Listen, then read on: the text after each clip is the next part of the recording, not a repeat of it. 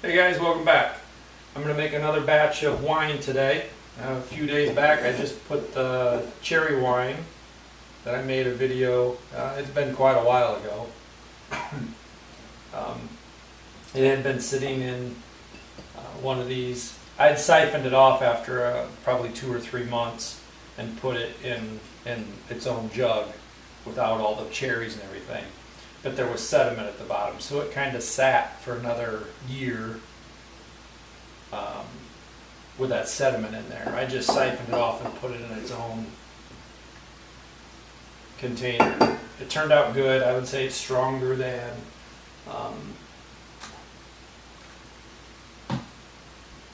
wine. Probably not as strong as port, but pretty close. And if you don't know the difference between port and wine, port is about halfway between wine and brandy, roughly. So, okay, it was wine, port, brandy. So it's fairly strong, but it's not, it doesn't burn or anything.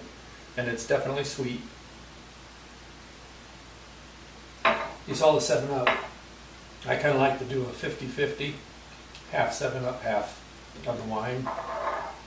And it's kind of a refreshing drink. Anyway, on to the new wine. So what I have is a peach reduction. It's the peach, well, we call it peach sauce, right? But I think I did a video on this. It's the skins of the peaches reduced down. You could use this for jelly or syrup or whatever you wanted to. But it's been in the freezer for, again, probably a couple of years because we didn't have a peach tree last year that died. So I'm going to use some of that up to make wine. I gotta quit talking so much so this video isn't too long. What I have is just Red Star wine yeast. I've got some warm water here, and I'm going to get that started.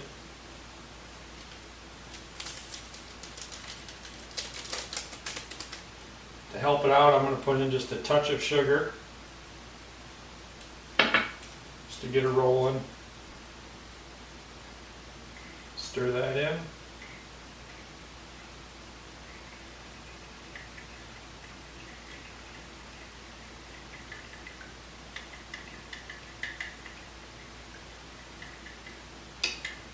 All right, talk while I'm doing this. I've got a dozen grapes, which is food for the yeast. You could use a food grade additive, yeast food. That's a good substitute. I'm going to use 2 cinnamon sticks again. I kind of like that little cinnamon kick in there. And I've got 3.5 pounds of honey, of our honey that's measured out. And then I've got this spring water. So in my last video I did this in, I've seen people use distilled spring water, tap water, use what you want to use. I don't think it's going to make that big a difference from what I've seen people do. Everything's been sanitized using Star San.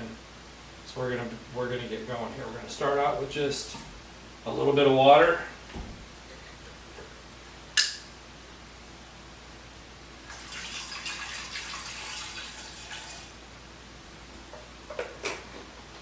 And since this is a liquid, we're gonna add this too. That's 4 cups of our juice. Probably way more than I need, but I kind of want to make sure it's peachy. So, or this is our peach reduction. Concentrate, if you will.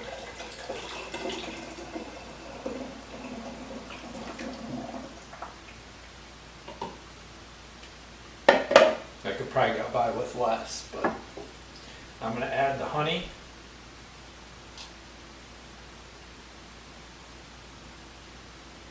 I wonder if heating it up, because you're making alcohol out of this, would ruin any of the qualities that the honey has. The healthy qualities of honey. So, does that make sense? So, am I being silly, thinking, well, there's qualities to this honey, there's healthy qualities, this honey, even though it's in alcohol? Or should have I just heated it up? Because it's going to kill any of those qualities anyways. If you know the answer to that, let me know. That's done draining. Put this lid on, and this is just a jug from some cheap wine from Walmart. It was cheaper than going and buying carboys. Just want to shake that up.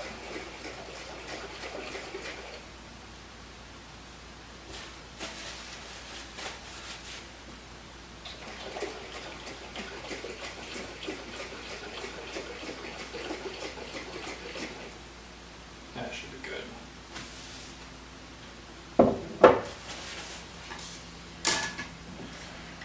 Now I'm going to put in my dozen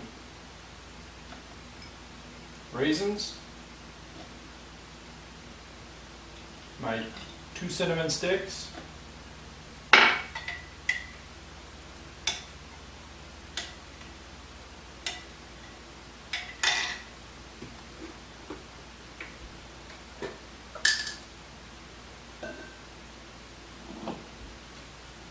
I'm going to start topping this off with some water. I need to save room for the yeast. Alright, we're going to add our yeast.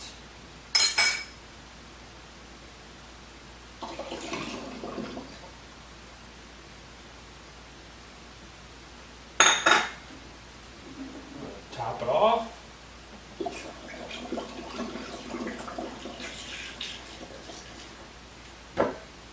Smell the peach already. Pretty good. I'm going to shake that up and see what it looks like.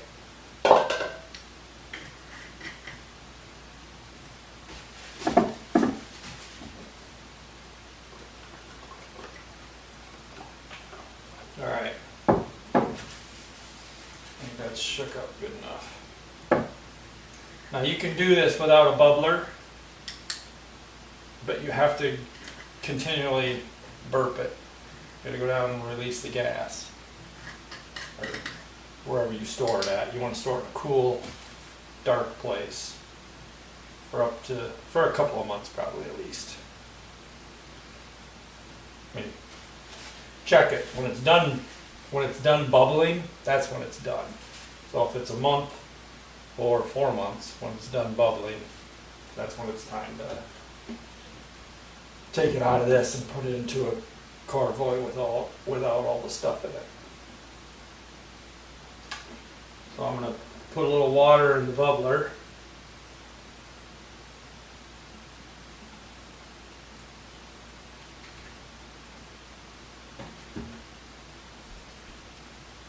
Put this top on here. So what that does is it keeps bacteria from being able to get in, but lets you release the gases, so I don't have to babysit this.